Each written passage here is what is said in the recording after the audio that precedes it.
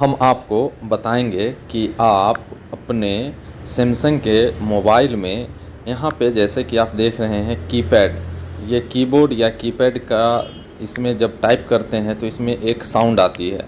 तो इस साउंड को कैसे आप ऑन करेंगे या ऑफ़ करेंगे, जैसे इसमें टच करते हैं तो एक साउंड आती है, तो उसे आप इनेबल या डिसेबल, ऑन या ऑफ़ कैसे करेंगे, इसी चीज़ को इस वीडियो में हम आपको बताएंगे। तो आपको करना क्या है कि आपको चले जाना है सेटिंग्स में। सेटिंग्स में जब जाएंगे तो सेटिंग्स में जाने के बाद आपको जाना कहाँ है वो आपको देखना है।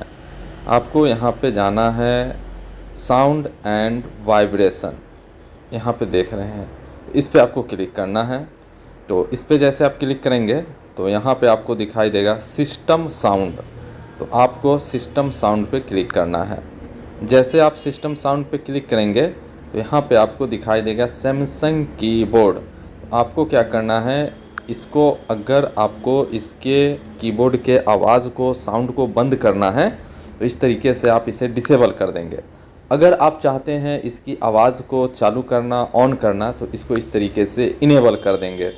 और अगर आप चाहते हैं कि इसके वॉइस को कम या ज़्यादा करें तो ऊपर से इस तरीके से कर सकते हैं।